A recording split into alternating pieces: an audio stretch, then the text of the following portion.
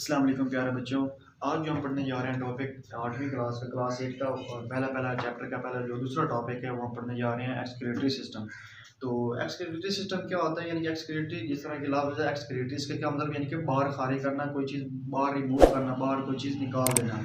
तो हमारा जो एक्सक्रीटरी सिस्टम, जिस तरह हमने पहले भी लास्ट टाइम हमने कुछ टॉपिक पढ़े थे ह्यूमन ऑर्गन सिस्टम के, अब तो उनमें ये जो दूसरा टॉपिक है एक्सक्रीटरी सिस्टम का, कि हमारे जो यानी कि कोई भी चीज़ हम कोई खाते पीते हैं तो हमारे जिस्म के अंदर जो फालतू मवाद, जो फालतू यानी कि मादे वगैरह बनते हैं, तो हमारा जो जिस्म होता है वो इस काबिल होता है कि उन जो फजूल मादे और जो बेकार मादे होते हैं उनको बाहर निकाल देता है। उनको बाहर निकाल देना बहुत ज़रूरी होता है। अगर वो मादे जो फजूल मादे हैं वो अगर हमारे जिस्म में रह जाएँ तो वो हमारे कॉज करते हैं किसको, डेथ। अल्टीमेटली हमारी क्या हो जाती है, डेथ हो जाती है, अगर उनको वक्त पर, उनको टाइम पे बाहर ना निकाला जाए। तो उस सबसे पहले क्या चीज़ कि एक्सक्रीटरी सिस्टम। एक्सक्रीटरी सिस्टम क्या होता है कि इसकी हम सबसे पहले डेफिनेशन पढ़ते हैं कि एक्सक्रीटरी सिस्टम है क्या। The system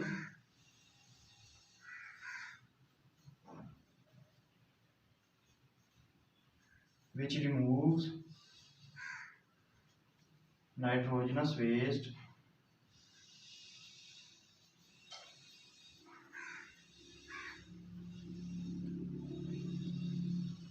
out of our body.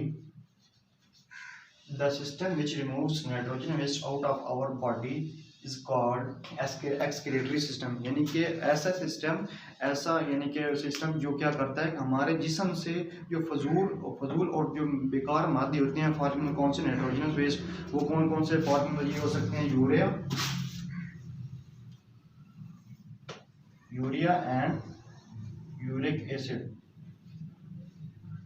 ये दोनों क्या यानी कि नाइट्रोजनस वेस्ट होते हैं जो मेन इंपॉर्टेंट होते हैं, इनको बाहर निकाल देना क्या होता है, यानी कि एक्सक्रीटरी सिस्टम होता है। इसको एक्सक्रीशन कहते हैं, दूसरा नाम है एक्सक्रीशन। अगर इन दोनों चीज़ों की यानी कि यूरिया या यूरिक एसिड, इन दोनों में से अगर एक ग्राम, सिर्फ एक सिंपल सी 1 ग्राम ऑफ यानी कि इनकी मिकदार रह जाती है तो हमारे लिए क्या यानी कि बहुत ही नुकसानदेह होती है। तो इसमें सबसे पहले यानी कि एक्सक्रीशन में, जो एक्सक्रीटरी सिस्टम में कौन कौन सी चीज़ इन्वॉल्व होती हैं वो ज़रा हम पढ़ते हैं।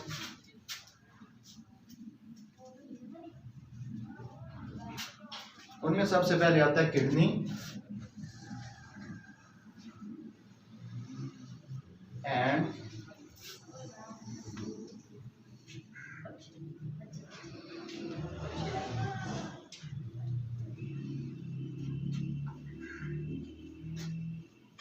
उनमें क्या चीज़ें आती हैं, एक तो kidney and there associated structure, यानी कि किडनी होती है और उसके साथ जो यानी कि उसकी साख्तें हैं, उसके स्ट्रक्चर्स वगैरह होती हैं। आज हम सबसे पहले देखते हैं कि किडनी को, कि किडनी क्या। अब किडनी के मेन पार्ट क्या होते हैं, पहले होता है यूरेटर,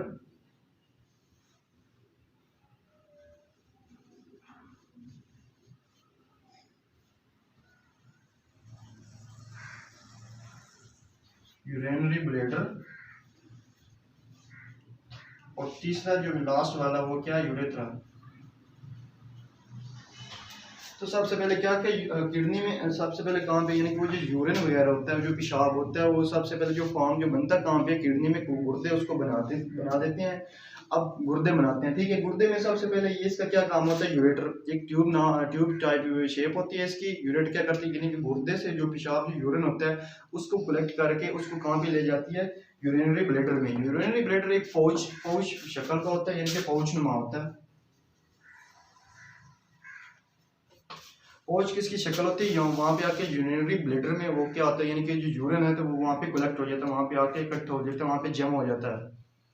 उसके बाद नीचे वाला जो एक है यानी कि यूरेथ्रा, ये क्या करता है, उसको फिर हमारे जिस्म से आउट कर देता है, यानी कि आउट यानी कि उसको बाहर निकाल देता है। जो भी हमारा पेशाब या जो यूरिन होता है वो पहले कहाँ से, गुर्दे उसको बनाते हैं, किडनीज बनाएंगे, फिर कहाँ पे नीचे यानी कि यूरेटर होती है वो उसको बाहर निकालती है गुर्दे से बाहर कहाँ पे लेके आती है, यूरिनरी ब्लैडर में। एक पाउच नुमा शेप होती है यानी कि इसकी, तो वहाँ पे यानी कि वहाँ पे आके जमा हो जाता है जो यूरिन होता है। यहाँ से फिर यानी कि यूरिनरी ब्लैडर से फिर यूरेथ्रा हो जाता है, वो फिर रिमूव कर देता है हमारे जिस्म से। आज हम थोड़े से इसकी स्ट्रक्चर देखते हैं। दो स्ट्रक्चर है, एक तो एक्सटर्नल स्ट्रक्चर और एक इंटरनल स्ट्रक्चर। आज हम थोड़े से एक्सटर्नल स्ट्रक्चर इसके देखते हैं। पास आई बन गई किडनी। अब किडनी क्या, यानी कि ये देखो, यानी कि ये हमारे पास क्या बन गई, किडनी। अब एक लेफ्ट साइड पे किडनी हमें पता है, यानी कि राइट साइड पे दोनों तरफ हमारे यानी कि जिसम में जो एब्डोमेन में दो तरफ पे किडनीज होती हैं, एक लेफ्ट साइड पे और एक राइट साइड पे, दोनों साइड पे। एक ये लेफ्ट वाली और ये दूसरी क्या है, राइट वाली। अब यहाँ से क्या चीज़ निकलेगी, यूरेटर।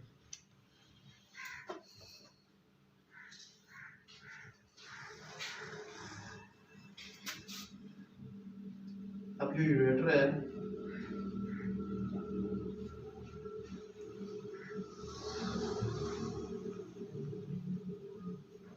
ये हमारे पास है यूरेटर। क्या चीज़ है, यूरेटर। यानी कि यहाँ पे वो क्या, यानी कि यहाँ पे यूरिन बनता है, यूरिन फॉर्म होता है किडनीज में, तो उनको कौन लेके आती है, सबसे पहले यूरेटर होते हैं, उनको यानी कि किडनी से रिमूव कर देगी यूरेटर। यूरेटर के बाद जो यानी कि जो पेशाब या यूरिन होता है वो यहाँ कहाँ पे आके कलेक्ट होता है, यहाँ पे नीचे। देखो ये क्या चीज़ है हमारे पास, यूरिनरी ब्लैडर।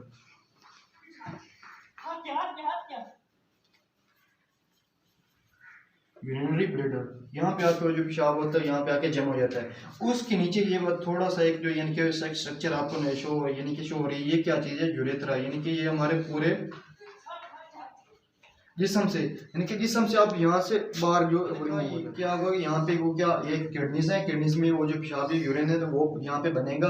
अगर कोई चीज़ यानी कि जो यानी कि कोई चीज़ काम आने वाली है, वो ग्लूकोज वगैरह या कोई और चीज़ पानी वगैरह, तो वो तो ब्लड में वो क्या हो जाए, यानी कि इंक्लूड हो जाए, ब्लड में जमा हो जाता है। लेकिन उसके बाद यानी कि कोई चीज़ बेकार बच जाती है तो वो क्या, यानी कि किडनीज में जमा हो जाएगा। किडनी से फिर कौन कौन सी चीज़ यहाँ पे लेके यूरिनरी ब्लैडर में आएगी, वो होगी यूरेटर। यानी कि यूरेटर उनको लेके आएगी कहाँ पे, यूरिनरी ब्लैडर में। अब यूरिनरी ब्लैडर में थोड़ी सी देर के लिए वो रहता है, यानी कि जब बंदे कुछ फिर उसके बाद जब हाजत थोड़ी सी महसूस होती है, फीलिंग सी महसूस होती है कि मुझे अब यानी कि आप यूरिन को जिस्म से बाहर निकाल देना चाहिए। पहले तो बंदा उसको थोड़ी सी देर बर्दाश्त करता है, जब काबिल बर्दाश्त के बाहर हो जाए, यानी कि उसको बंदा बर्दाश्त न कर सके, तो फिर जो यूरिन होता है उसको फिर जिस्म से बाहर निकाल, जब जिस्म से बाहर निकाला जाता है तो किसके जरिए, यूरेथ्रा के पास थी। इसकी एक्सटर्नल स्ट्रक्चर के किडनी क्या, तो उसके बाद यानी कि यूरेटर क्या होती है, हमने यूरेटर पढ़ी, तो इसके बाद यूरेथ्रा क्या होती है, उसकी थी एक्सटर्नल स्ट्रक्चर। आज हम थोड़ी सी पढ़ते हैं उसकी एक्सटर्नल स्ट्रक्चर के एक्सटर्नल में क्या क्या चीज़ें हैं।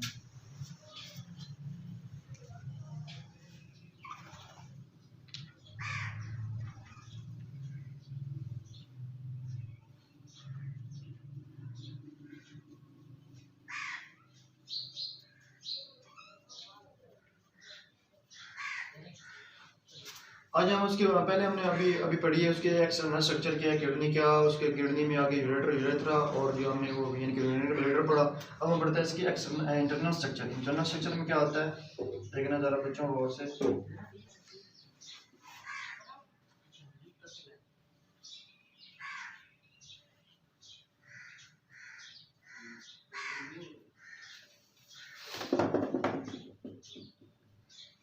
अब ये हमारे पास जो बेरोनी ब्लोनी जो बार बार वाली स्ट्रक्चर है, इसको हम कहते हैं रीनल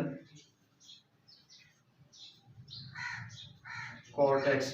कॉर्टेक्स कहते हैं हम बैरवर्ग जो बाहर वाला, यानी कि जो बैरूनी सतह जो उसकी बैरूनी है। अब रीनल रीनल कहते हैं, यानी कि साइंस की रूह से इसका दूसरा नाम जो है किडनी का, उसको हम कहते हैं रीनल। ये परेशान नहीं होना कि अपने यहाँ पे रीनल क्यों कहते हैं, साइंस की रूह से किडनी का जो दूसरा नाम है उसको कहते हैं रीनल। और जो कॉर्टेक्स यानी कि किडनी का जो यानी कि किडनी का जो बाहर वाला हिस्सा है, इंटरनल स्ट्रक्चर में जो बाहर वाला हिस्सा है वो इसका कॉर्टेक्स।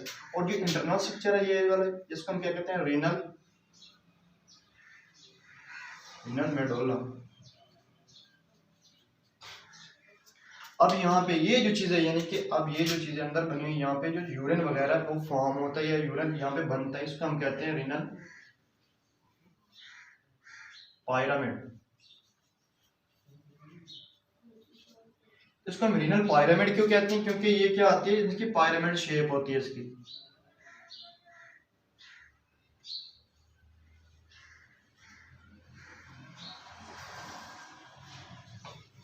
इनकी पायरामिड शेप होती है, इसलिए इनको क्या कहते हैं, रीनल पायरामिड कहते हैं। यहाँ पे क्या होता है, अगर आप यानी कि अगर कोई चीज़ खाते पीते हैं तो उसमें जो क्या, अगर कोई ग्लूकोज वगैरह बनती है या कोई और वाटर वगैरह, तो वो ब्लड में वो क्या हो जाता है, यानी कि ब्लड में जज़ब हो जाता है। अगर कोई चीज़ वहाँ से कोई फालतू या कोई बेकार मादा या कोई चीज़ होती है तो वो यहाँ से यानी कि रिमूव हो जाती है और फिर वो किस में कन्वर्ट हो जाती है, वो यूरिन में कन्वर्ट हो जाती है। उसके बाद यहाँ पे एक चीज़ थी जो यानी कि यहाँ से जो बार आउट होती थी, वो कौन सी स्ट्रक्चर थी हमारे पास, यानी कि वो ये क्या थी, वो हमने बनाई थी यूरेटर। ये हमारे पास थी यूरेटर। अब इससे पहले यहाँ पे एक क्या हो जाता है, एक सुराख होता है इस यानी कि यहाँ पे आके जो यूरिन है वो यहाँ पे क्या होता है, जमा हो जाता है। इसको हम क्या कहते हैं, रेनल पैलवेस।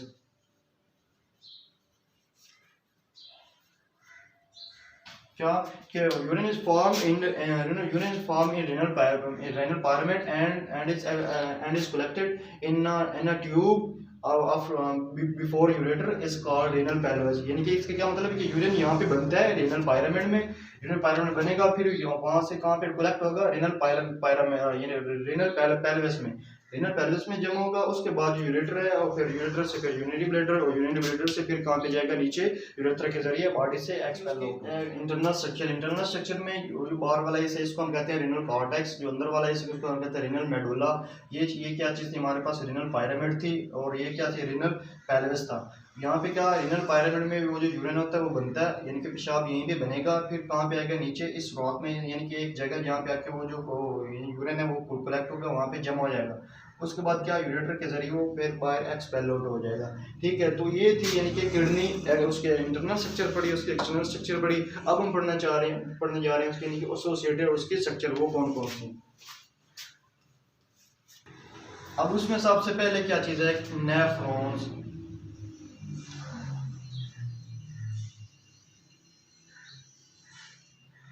अब नेफ्रॉन्स क्या होते हैं, इनका क्या काम है कि ये एक किडनी में मिलियंस ऑफ नेफ्रॉन्स होते हैं, किडनी होते हैं मिलियन। सबसे पहले इसकी डेफिनेशन ये है, इट इज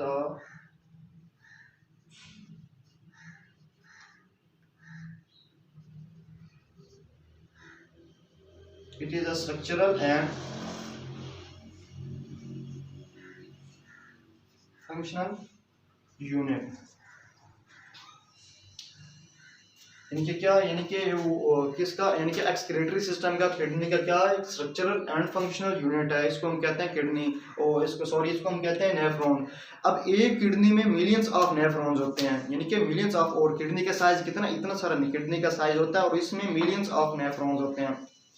तो देखिए कि हमारे जिसम में कितने किडनी, 2 किडनी होते हैं। तो देखो कि अगर 2 किडनी को मिला के कितने बिलियन ट्रिलियंस नेफ्रॉन्स होते हैं हमारे जिसम में, हमारे गुर्दे में, और हमारे जो किडनी होती है उसमें बिलियन ट्रिलियंस ऑफ नेफ्रॉन्स होते हैं।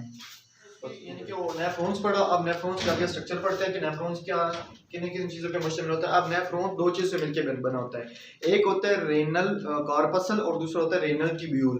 क्या, रेनल कॉर्पसल्स, और दूसरा क्या चीज होती है, रेनल ट्यूब्यूल्स। अब रेनल कॉर्पसल्स में क्या चीज होती है, अब रेनल कॉर्पसल में मजीद फर्दर दो चीजें होती हैं। कौन कौन सी, रेनल कॉर्पसल से क्या मतलब, यानी कि इसमें जो भी स्ट्रक्चर होंगी वो कैप्सूल टाइप होगी, यानी कि जो भी इसमें स्ट्रक्चर पाई जाएगी वो क्या होगी, कैप्सूल टाइप होगी। और रेनल ट्यूब्यूल में क्या होगी, यानी कि वो ट्यूब टाइप की वो स्ट्रक्चर्स पाई जाएंगे। अब रेनल कैप्सूल में क्या होता है, एक होता है ग्लोमेरुलस और दूसरा क्या होता है, ग्लोमेरुलस और Bowman capsule.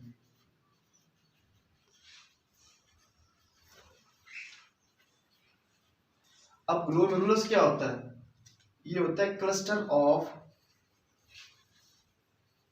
Arteries and veins. क्या होता है, यानी कि क्या गुच्छे होता है, किस चीज के गुच्छे होते हैं, आर्टरीज और वेन्स के क्या होते हैं, गुच्छे होते हैं, उसको हम क्या कहते हैं, ग्लोमेरुलस।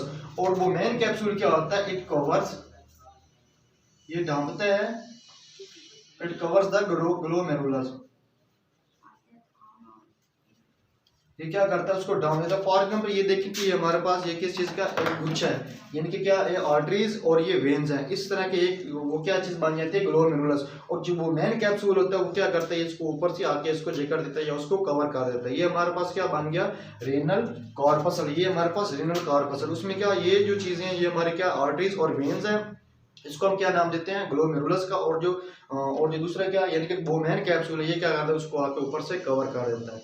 अब रेनल, अब दूसरा है कि रेनल ट्यूब्यूल। अब रेनल ट्यूब्यूल में क्या क्या चीजें होती हैं, इसमें पहले नंबर पे आती है प्रॉक्सिमल ट्यूब्यूल्स,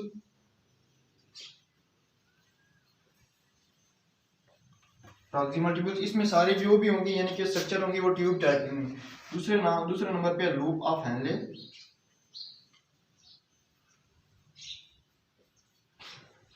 तीसरे नंबर पे है डिस्टल ट्यूब्यूल, और चौथे नंबर पे जो लास्ट है वो है कलेक्टिंग डक्ट्स।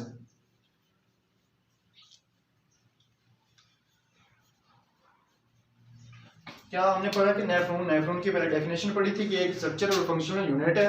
उसके बाद हमने इसकी यानी कि किन चीज़ों से मिलकर बने होते हैं नेफ्रॉन्स, ये दो चीज़ों से। एक चीज़ क्या है, रेनल कार्पसल और रेनल ट्यूब्यूल। रेनल कार्पसल में हमेशा कौन सी सेक्शन होंगी, जो कैप्सूल टाइप होंगी। वो कौन कौन सी होती हैं, दो।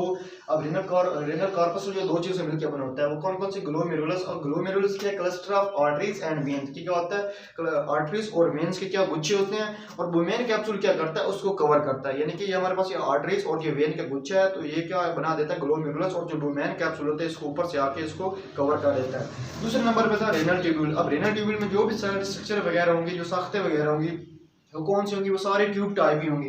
इनमें पहले नंबर पे प्रॉक्सिमल ट्यूब्यूल, उसके बाद loop of Henle, distal tubule और कलेक्टिंग डक्ट। अब हम इसकी थोड़ी सी स्ट्रक्चर जो है ड्रा करते हैं, किसके यानी कि इसकी स्ट्रक्चर, हम इसके अब स्ट्रक्चर पढ़ते हैं इसकी, किस तरह इसकी स्ट्रक्चर होती है। देखना जरा, ये हमारे पास है ग्लोमेरुलस। अब इसको कौन कहाँ पे होता है, देखना जरा गौर से बच्चों।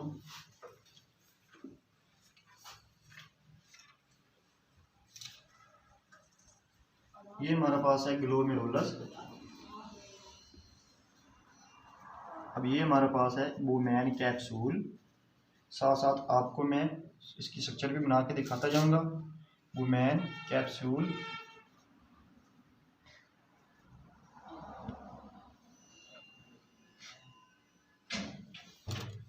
अब ये हमारे पास क्या चीज़ है, प्रॉक्सिमल ट्यूब्यूल।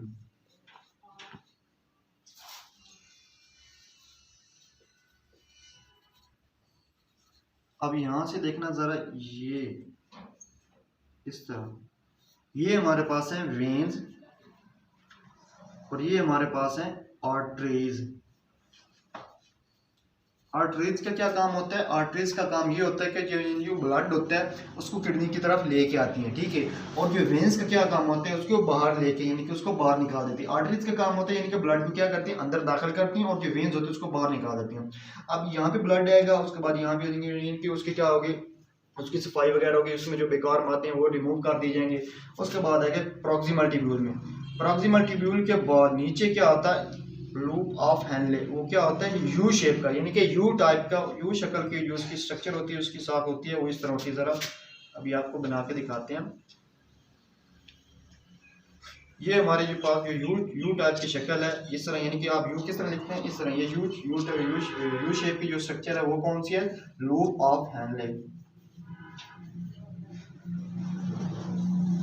अब इसके बाद आती है यहाँ पे डिस्टल ट्यूब्यूल। डिस्टल ट्यूब्यूल, और उसके बाद ये क्या हमारे पास, डिस्टल ट्यूब्यूल, और उसके बाद नीचे है हमारे पास कलेक्टिंग डक्ट्स।